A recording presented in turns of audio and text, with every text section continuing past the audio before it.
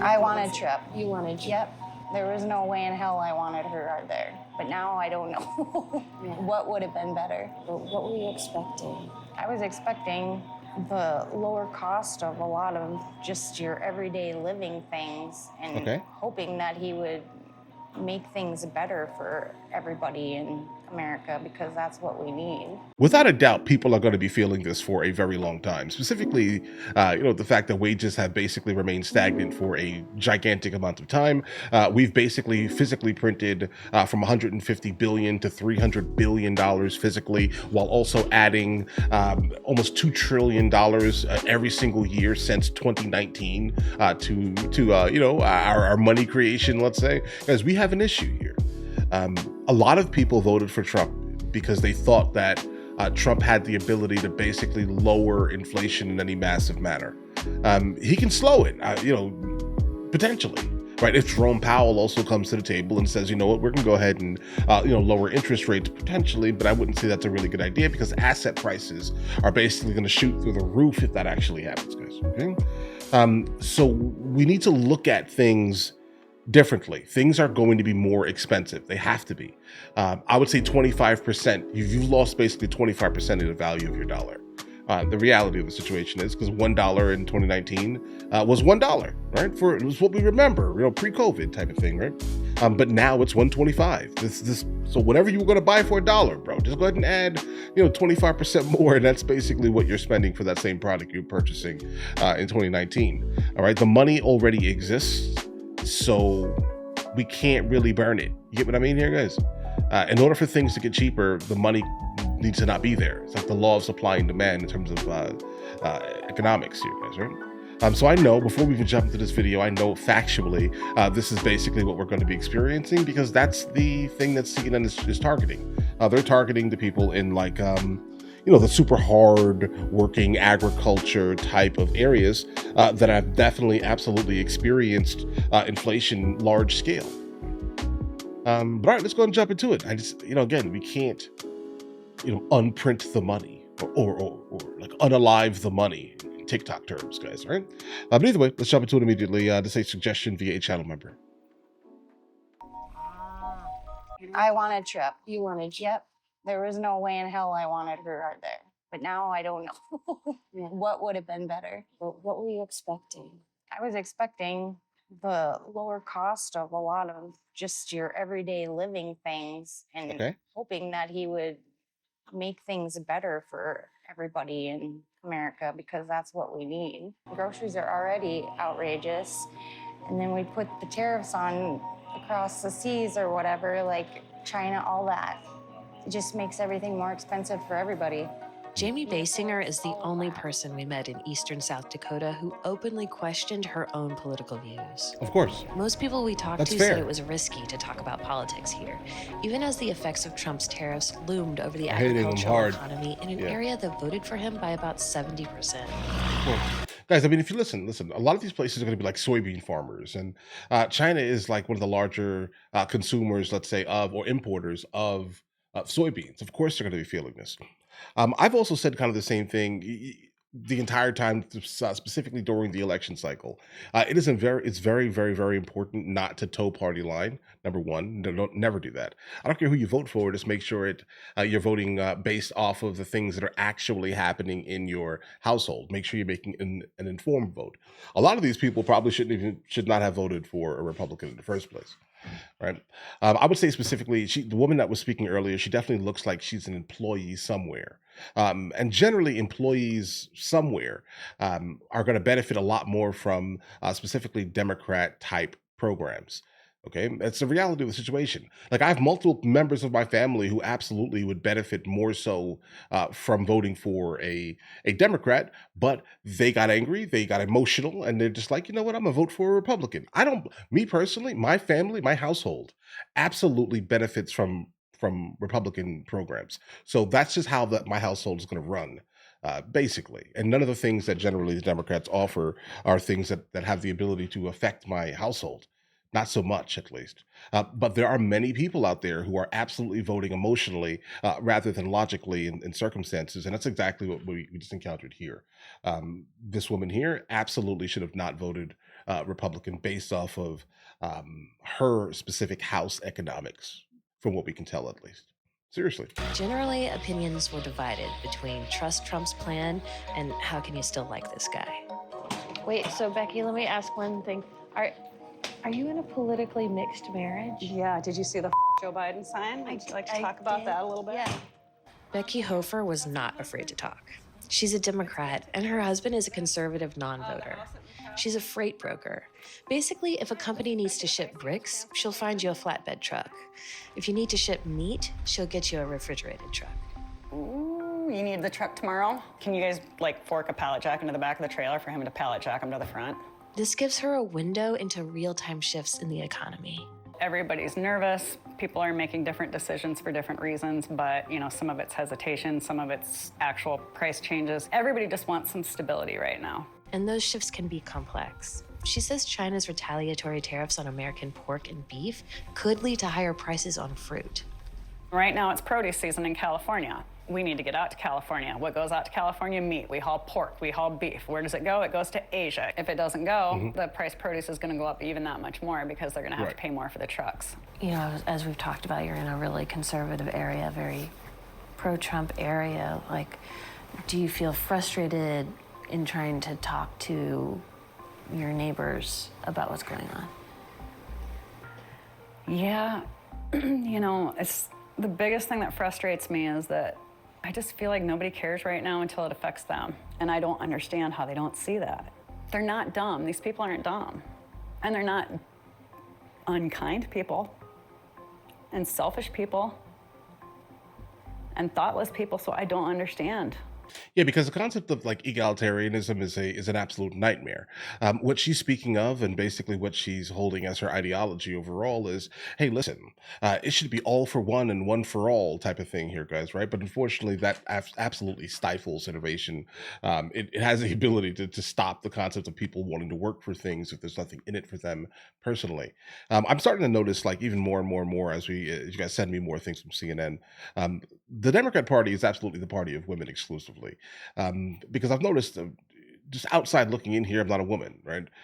But I can definitely start to realize that it seems like that egalitarianism, share everything type of mentality is almost exclusively coming from one gender, lately at least. As so far what we're seeing in this video, notice how she said her husband is conservative versus she, where she's a Democrat. And I mean, it's starting to be very obvious. They obviously have a man problem for real. That's not even like a stretch anymore, guys. They have a man problem. The Democrat Party has been lost in the sauce, guys, completely. I can imagine they still have California, because it's California. Why they're okay with it? Hofer introduced us to her neighbor Rod Olerud, who was feeding cattle and who, for now, is okay with it. I just think we need to let the president do what he's doing, and we need to just see what's going to happen here and give him a little latitude so that, if it doesn't work, then we're going to have to try something different. Okay. So you're willing to let the president try some stuff to see? Yes, to see if this works. Let's give the president a chance, and we'll just have to go from there. Looks like a little boy. Tommy Baruth thinks we already give it a chance. He's a retired soybean farmer who saw what happened in Soybean farmers. Oh, he's gonna have a lot to say. Absolutely. Soybean farmer? Absolutely. 2018, when Trump put tariffs on China. The export market just went right down the tube because these countries could buy them from other places cheaper. Brazil and other countries were the ones that benefited from that. I read that it stayed that way, that now China buys a lot more from Brazil. Exactly. And a lot of times those markets don't come back. Then why would they come back? He runs a lawn mowing They business. wouldn't. He says Trump's plan will work out in the long term, even if some crop prices fall. Yeah, the price might come down, but when them people start starving, they're going to come back to the table. You mean in the other countries? Yeah, we're a gracious nation feeding the world, and we shouldn't have to without getting something for it. Right. Rick Ekman says in the 3 days after the tariffs, cattle futures dropped below the point of break even for his farm. Wow. We had him do this before. Yeah, he Wow, really dude. likes you. Did you vote for Trump? No. No, I did not. Why not? You want me to be truthful? I think to get to where he's at today, he's stepped on people, and he's got no morals, I don't think. I don't like the man. I don't like him. Why do you That's interesting. It's a very, really interesting statement because I don't think that he's specifically wrong, right? Because when it comes down to it, the concept of like a billionaire is a lot of money, bro. Okay, I just want you to just understand how much money that actually is. And I'm not sure there is such thing as an ethical billionaire in the first place, an ethical or moral billionaire. I can't attribute that trait to any of them actually, right? Because think about how much money that actually is. And then when you start talking about like multiples of billions, you're like, huh. Ethically, you're doing a lot, bro. Okay. I don't think he's wrong. Like, I'm specifically someone who has always pretty much remained the same in this context here. I have never been a super fan of Trump at all. I'm not a fanboy, not at all, right? But I just don't like the Democrat Party, right? And basically what they it has everything to do with the messing up of my family, if that makes any sense, guys, right? Um, Kamala Harris specifically was targeting my tax bracket, specifically, publicly. So that's going to be a no from the beginning. I already pay too much in taxes and see literally no return. Instead, I see on the internet people so happy about their tax returns. I'm like, oh my God, a tax return? What? Guys, no, I'm not voting to pay more money for irrelevant programs. Okay, I'm not doing that. All right, I'm very fiscally conservative in this context here. Socially, I'm kind of all over the place socially. It's just because I've traveled the world and I understand that people have the ability to be different and have different types of lifestyles. It's fine. But again, not a super fan of Trump, but I'm just not going to vote for a Democrat, if that makes any sense. Like, that's kind of the direction mentally. But again, I have no problem with people that absolutely need to vote Democrat, specifically to the benefit of their family or specific lifestyle choices, or whatever it is, guys. Right? Do your thing, live your best life. Just understand that I'm not going to hate you for it. You get what I mean? think so many of your neighbors do support? I don't know. I guess I don't see anything good about him. Does it affect the way you think about America? It scares me. Terry Nebelsick, a lifelong Republican and retired school superintendent, was very careful in how he talked about the political climate. He's concerned that Trump's push to dissolve the Department of Education will cut public school funds for needy kids, potentially at a time of economic turmoil. If That's poverty is valid. happening to adults, children are hurting. And where adults sometimes just have to work through it and make sure there's Live food on through the it. table. Right. During that time, we have children and adolescents who are forming who they're going to be. And I do think that the public school is a collecting point for people to be able to reach those kids and make sure that they're fed and have medical attention and have their basic needs met. Okay, that's fine. That's valid. It's a valid statement that he makes here. But the problem is that if we did have the ability to actually have a program like that, it'll probably be cheaper than consistently funding programs that make Americans, the bare minimum of the top 20% of highly educated countries, guys. Okay, we have a problem. The Department of Education is called the Department of Education, but yet we are failing in education. Like, the average person cannot sit and have an actual like coherent conversation without getting emotional and and picking a side of some random echo chamber that they're currently associated with. All right, no, we have a problem with education, and I'm someone who is highly educated. I can tell you this right now, that there's a problem with education, because speaking to the average person, like in the United States of America, is absolutely hard to do. Okay, it is hard, and it is less hard in other places because people, they have a general sense of overall knowledge. We have a problem, and it's also the reason why I would never not back the H-1B visas, guys, where you're actually bringing like extremely educated people from countries that actually educate their children. Right, into some of like the larger corporations, or like engineering fields or surgeon fields. These things, guys. Okay, we still need to allow our country to run successfully, and our population is not smart enough. It's not. Like, that may sound crazy and callous and rude and moderately disrespectful, but I'm upfront, I'm blunt. I'm telling you guys, our population does not meet the education level. The average person you encounter, nah, bro, that's not it. It's not it. We have a problem with education. The average adult you encounter is not there. Is not to the level where they should be compared to the rest of the world. The average. So until that can get fixed, I'm not going to stop backing out loud, bringing foreign, highly educated people to do some of the things that are required intelligence wise in the United States of America. I can't. Again and again, our conversations in this Midwestern nice town came back to character and values. When Sheila and I raised our children, we taught them to be honest, not try to cheat anybody, to respect. Trump doesn't do any of those things. Do you find a lot of farmers around here agree with you, or are they fans of Trump? This is a very Republican state. I think it's too soon for them to say they're wrong. Ellie, I love. Okay, guys. Okay. So we got the interview. All right. So I don't think that a lot of people are going to be like aware enough to see it, because you should have seen it from the beginning, right? Like you should have definitely like 100% seen all of the signs from the beginning. Trump is from Queens. He's from New York. All right. I'm from New York. I would never put a New Yorker in office because I know how we are. Okay. I'm telling you, I know mentally, like growing up in a place like New York, I can tell you this right now. I would never put one of us there, but you guys did. So whatever, life, we're going to have to deal with it. Yeah, he's going to be rude. Okay. He's going to be crass.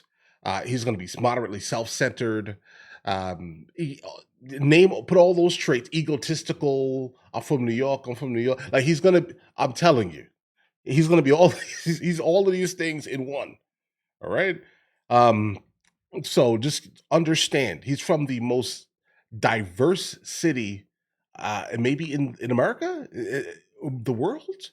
I think they speak like 200 languages, like in the Queens City Hall. It's crazy.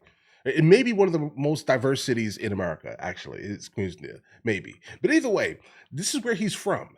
This is why when it comes down to like him being like, when people say, oh, he's racist, I'm like, bro, I don't know about all of that. Right? I mean, I hear you. You want to, because why? Because he says what he thinks. Well, how about this? He says what is on his mind. That's why you're telling me that, bro. He's from Queens, like what 7 minutes from the housing project, the Queensbridge projects.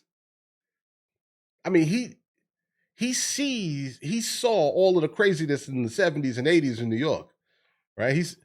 I mean, whatever. I mean, you can still, I guess so, right? He can be whatever he wants to be. Again, I don't really care, right?